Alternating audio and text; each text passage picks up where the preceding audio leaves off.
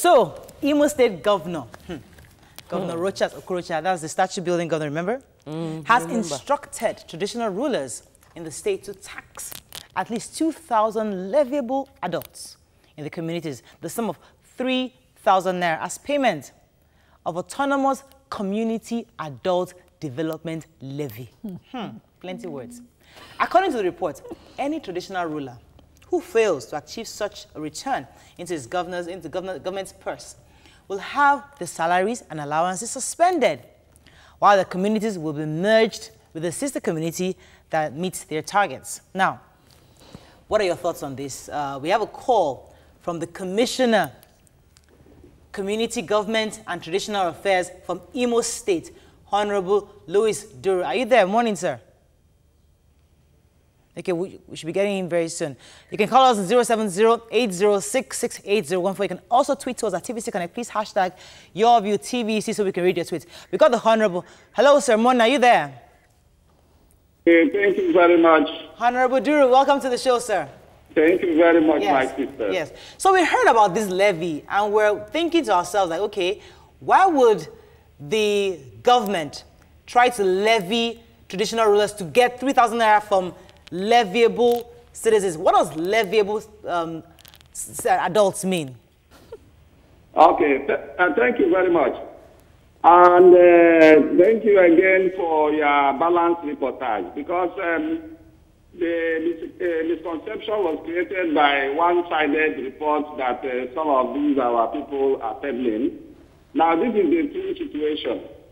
The government did not impose any levy on the people. Okay. The people had a meeting with the governor. There was a meeting where it was adopted. Okay. This is in line with the fact that Imo State has the highest number of unemployed youth in our country today, being turned out from the various universities every year.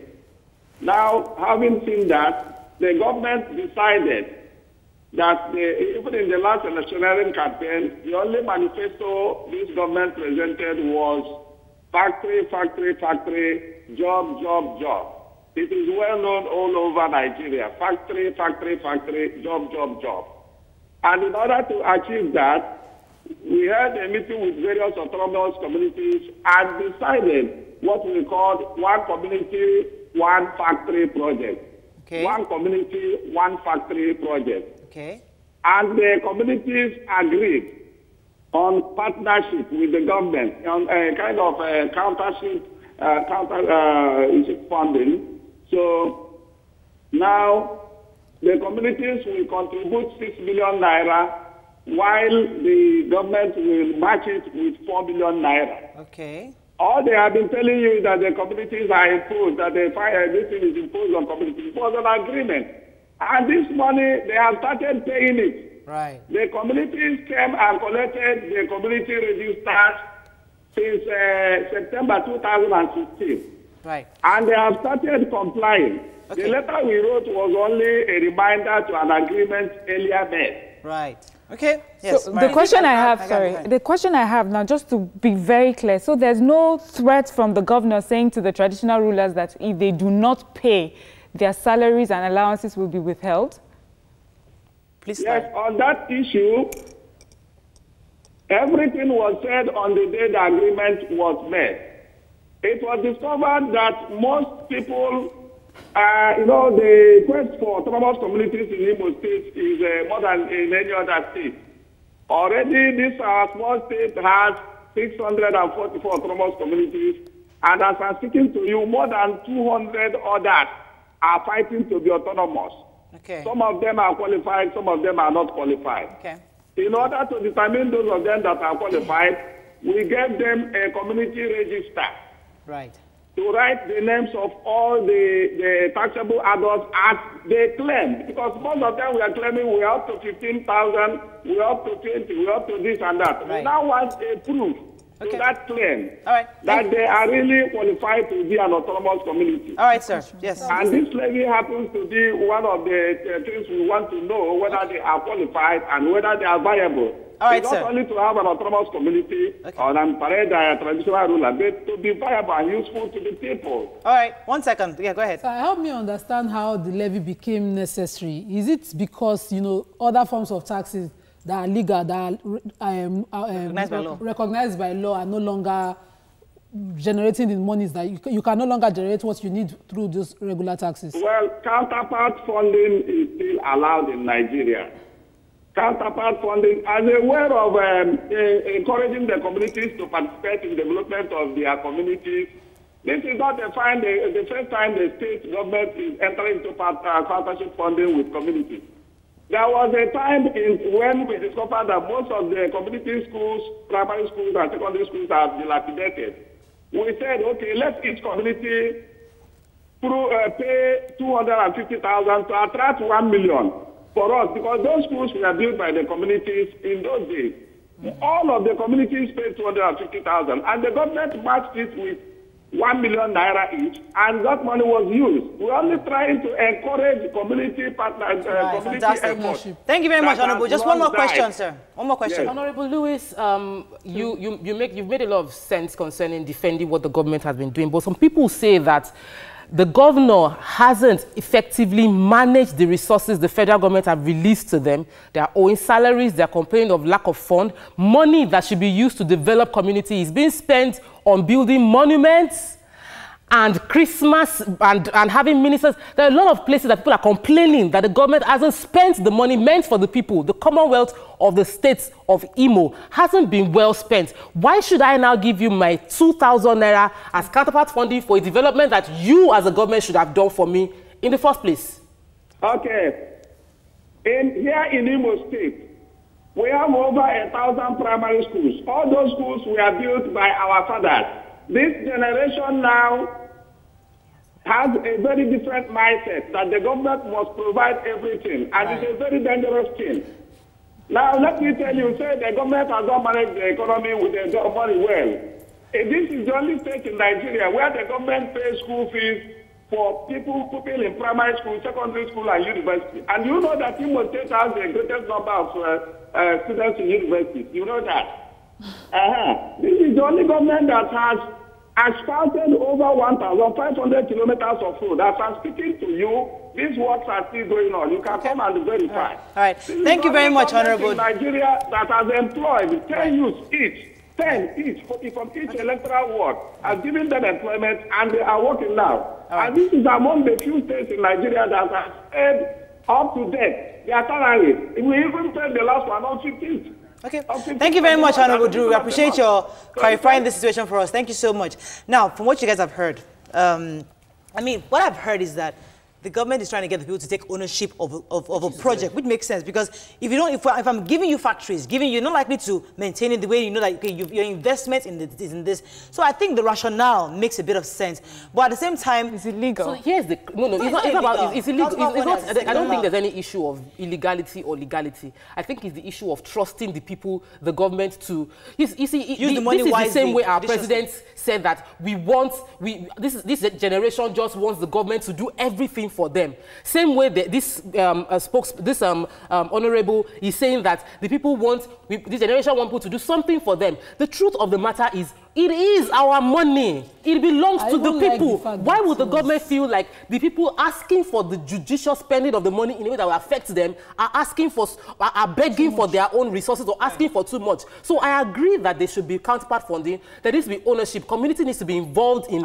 putting things on ground, but there are rules around it. They said that any community leader that does not compel his citizens to bring in that 6 million naira will be collapsed into another one. He didn't deny it. Okay. Yes. All right. I love the fact that, you know, you admitted that the government seems to be overwhelmed by a lot of things. You know, they have more students in school, they have built, so I think they are overwhelmed. Okay, anyway, unfortunately, that's all we can take on this segment, but we wish the people of Imo State the luck. I mean, hopefully, 2019 is coming. If you like what is going on, continue. If you're Leviable, you're going to pay 3,000 naira, and if you don't like what's happening, well, get your PVC. We'll see. Let's go on a break now. When we come back, it's Healthy Tuesday. So we'll be discussing C-section. Stay with us. We'll be right back.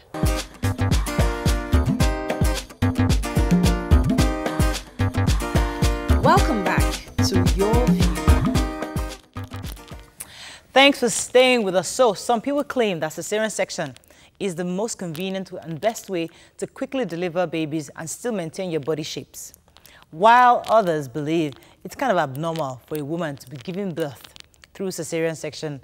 Now, others avoid it due to the fear of experiencing pain after the surgery. Joining us on the show is a consultant obstetrician and gynecologist, Dr. Adewoye Bolaji Rotimi. Welcome to the show, sir. Thank you very much. To give us your view or questions, you can call us on 070-8066-8014. You could also tweet to us at TVC Connect. Please hashtag your view TVC so we can read your tweets. Now, the issue of having a C-section in Nigeria, obviously we have the religious angle, people having that fear of going under the knife. In your view and your experience, how has it been? How do you get a woman or a family to agree for a C-section? On what basis? Let me start with, on what basis do you perform a C-section for a mother, a waiting mother? Thank you very much. You know, the issue of cesarean section is as old as far as people can know. But the unfortunate thing that people don't know that C-section, what is called C-section today, actually started as a form of, when the Romans, they have this tradition then, that if a woman should die with a child, you must remove the child, which is a religious thing, bury the mother separately, bury the child separately. Or if a mother is dying, and you think the baby can still survive, you quickly remove the baby. And that's why some people said maybe Roman Caesar was born by C-section, but that was not the truth. But because that law has been before him. So then it was to, deliver a live baby. Then the plan was not to make the mother to be alive. Okay. But as medicine developed, people now found out that you can still deliver the baby alive and still make sure that the mother is alive. But the truth is there must be indication for the cesarean section. Right. Anything you want to do as a doctor or when you are dealing with a woman in labor, for you to decide that there must be, we want to do a cesarean section, there must be indication for that cesarean section. And there are so many indications that people are now aware of. They will say, the doctors want to do the CS because they wanted money.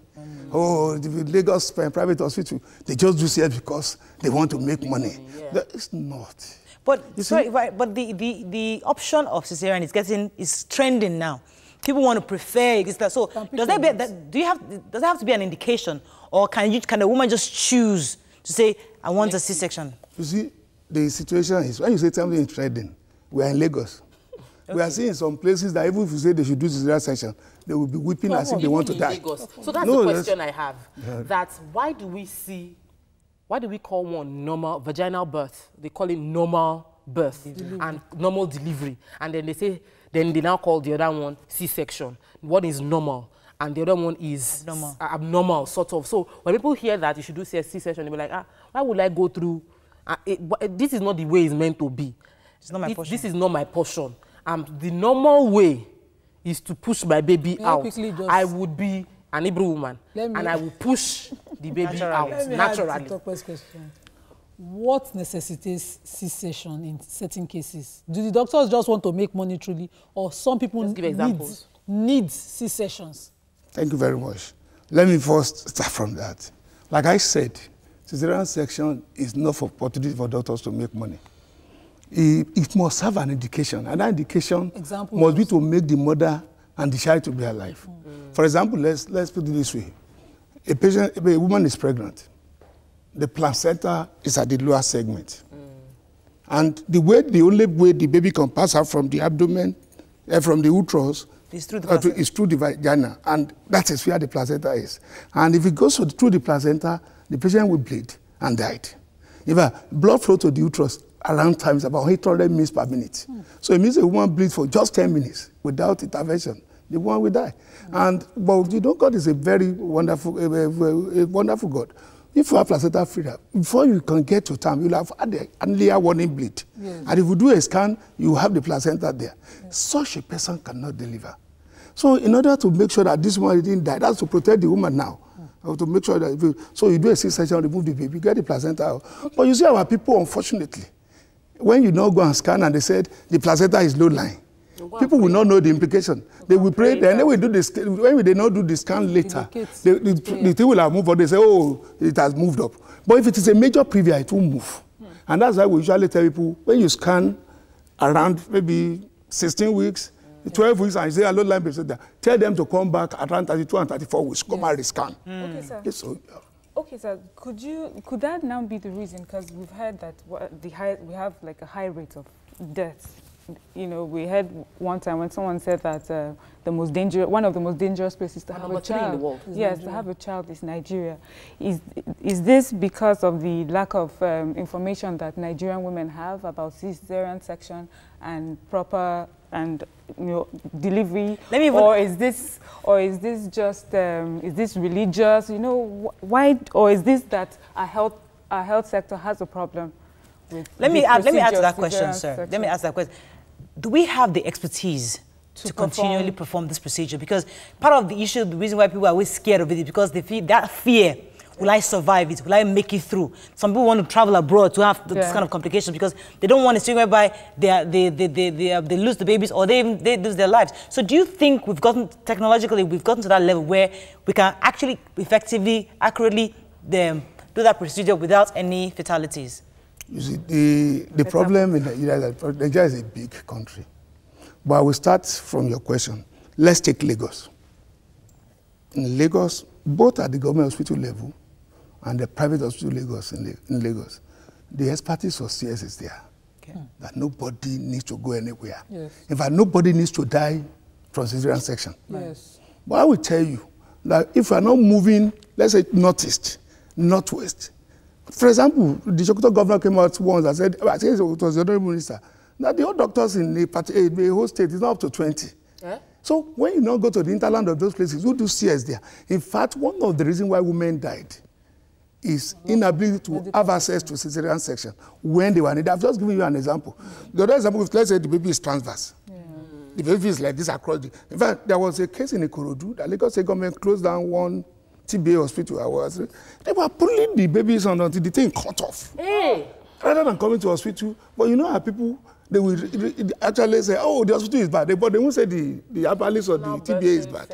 So the reason why women died is one of the reasons that they don't have access to cesarean section, to intervene. There are so many interventions. And when you mentioned about whether normal birth or abnormal birth, you see, traditionally, it has been accepted that once you are when you are pregnant and you deliver through the vagina without intervention, it is normal birth. But there are a lot of interventions. It's not CS alone. You can do a vacuum delivery. You can do forceps. You can do a CS. And you can do, for example, in this part of the world, if a baby is dead and the cervix is wide open, rather than doing CS, you can do a destructive operation. So there are many interventions. So what makes it normal is that delivery through the vagina. Right. When we might go on a break soon, but when we come back, I would like you to talk about the other side effects of natural delivery. Stating on the babies now, we had a case of a young lady, cerebral palsy, which is as a result of some oxygen not getting to the brain. To the brain during delivery. We have a lot of issues like, you know, preeclampsia babies, for instance, who must not go through. So the risk of having a natural delivery is what I want you to talk about now. Is there a risk? I never knew there was a risk in having natural delivery. I didn't even know. I had to stay. Let's go on a break. When we come back, diploma course. Okay, but first, no, I'll give you time to go ahead. Is there a risk of having natural delivery? Well, in natural delivery, we will say there are no risks if there are no problems. But the problem is, you will find out that CS was not popular in Europe until they started having rickets and the women are having contracted pelvis. So if a baby must pass through the pelvis, you know, when we talk about delivery, we are talking about the passage. That's where the baby will pass through. The passenger. And so you have to take everything, the mother, the baby, and where it's going to pass through. So if where it's going to pass through is small, I cannot go through. Like you want to force the baby through because you don't want to do CS. What usually happens, God has made God is a perfect maker, creator. During in utero development, the brain's skull has what we call fontanelles, and they are not fused. They are not fused, so they can override on each other. So if there's a little, we say, oh, this pelvis is, borderline. In Lagos, some people will have to do, oh, if it's better than, look, just do CS for me because I don't want any problem. But in the village, they don't want. They say, okay. But because, and they now take the baby from, take the one from a government hospital to an herbalist. But because the head can mold and overlap, at times they will deliver with their own problem. My problem, the head will be swollen, but at times it will overlap and there will be bleeding to the brain. At times it overlap and there are, so many damages to the brain of the baby. Avoidable damages. So if you know that the pelvis cannot take the baby out, the baby cannot pass through that place. So the best thing is for you to have a So the objective of this conversation really is to help a lot of people out there, because there are a lot of Nigerians do have that issue perception. Misconception actually of C-section. I wanted people to understand that, yes, there could be fatalities. Yes. There are some C-sections gone bad that people die. But it is necessary.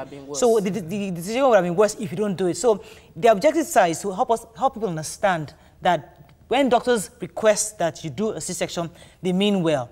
And I want you to help us dissuade people from forcing natural birth, especially religious angles, saying that, oh, I'm a Hebrew woman, I have to deliver now. I need you to please help us address those women out there right now. You see, we must know that when they said there must be a reason for CS, there must be a reason. For example, majority of the time, it might be, the woman may not have any problem, it might be baby breathing that they are looking at.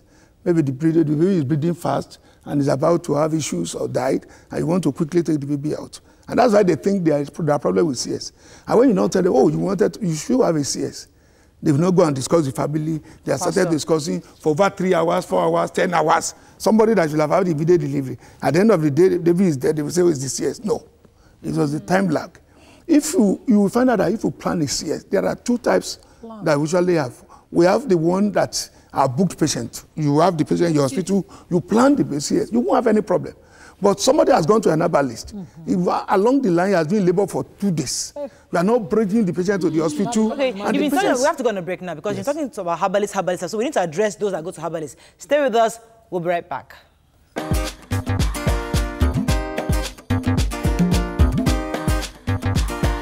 Welcome back to Your View. Thanks for staying with us. So, Nima, you had a question. Yes, I wanted him to emphasize the risk of going to the ERBAs who probably have no idea what to do. The case of in study, the one of pulling of the hands, and when the complications now happen, when they now have to refer. So what the agbo that they say they drink? What's the effect of it? There are 3 categories I want you to address. Those that go to meet the ABAs, the women that are birthing centers, traditional birthing centers. Then we have the herbalists that will give you agbo to shrink the baby. Maybe they've gotten prescription that the baby is too big. They will now say you should drink some concoctions that make the baby small, so it'll be easier to birth. Then those that go and meet those that arrange the baby. So your baby is slanted. They will say they should traditionally arrange the baby and they will position the head down. And they keep doing that. They want to turn the womb and all that. So can you please address them so that they will know, okay, why should we not do all these things? You see, one of the basic reasons why people make mistake is they think that, oh, about 10 people has gone there, they have delivered. So I can also go there. The truth is, 85% of women who are delivered doesn't need a doctor. Like the Yoruba say, one baby.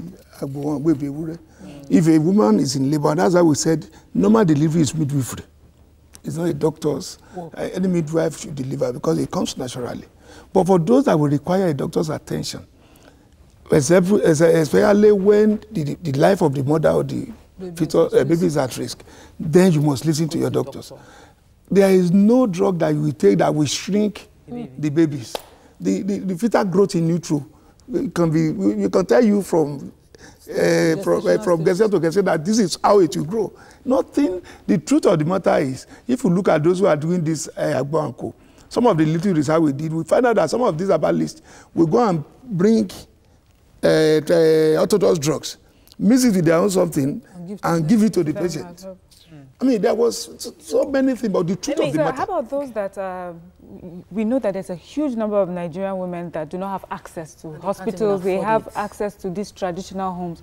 Are those traditional birthers that are registered, can they carry out cesarean sections? And if they cannot, in the case where there's a complication, do you know if that there's any relationship or with hospitals that these people have So like maybe we can advise women, go to these traditionalists, because I know a lot of people is what they can afford. They cannot afford the hospitals, you know, so they go to these places.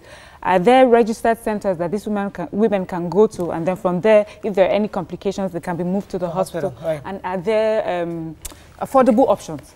Well, I think the first thing is to say those people must be, you know, educated about delivery. When you register a patient for antenatal care, you can categorize them high risk, low risk. For the low risk, they can go to those people. And that's why Lagos State government is being reasonable by bringing them on board, the traditional, registering them and training them to know their limitation. The most important thing is to know your limitation. Because normal labor has a normal particular number of hours. If somebody is in labor for 12 to 16 hours and not deliver in your facility, and you are a traditional, you know there's a problem, transfer the patient to an hospital. Because at that time, that you know, if we are talking about doctors now, is a pathogram you shot. And once you are crossing the other line, you know, this woman should be transferred. At that time, the woman is not weak. The baby will not be weak. It's when they not keep them for so long, one day. Let me take this call from Yakub before we run off. Yakub, are you there? Yes, yes. Go ahead, please. Good morning, Mario. Good morning, sir. Good morning. Yeah, thank you very much. I follow what you are saying since when you get to that video. Sir, I thought in your statement there, it's like you are trying to make it clear that going to herbalist is not good, because people that go to herbalist, because you mentioned herbalist, people go herbalist like 2 or 3 times. Sir, with due respect, sir, you said there is not any drug that you can take that makes the baby scream. I want to give you a typical example quickly because of the time. I have a friend of mine that his wife wants to deliver, and then getting to that hospital, and they want to do CS for the woman, and then they ask them to go and bring 260,000 naira. Are you getting this, sir? And then why? Because the baby is not coming from bring head down. The baby is coming from leg and bottom. Are you getting it? And then a friend of mine put talk to me, sir, I like to see you. This is what I said, okay, you know what? Let me direct to one herbalist that I know it can do it. And then getting there, I can tell you, sir, with due respect, getting to that man, I don't know what the friend of mine giving to them, a powder, black powder, I don't know what they take to do it. Between 1 hour to 5 hours, the baby turn upside down and then the woman deliver. What do you say to that? Is it not possible? Thank you. All right, thank you very much, Jacob. Thank you very much for that comment.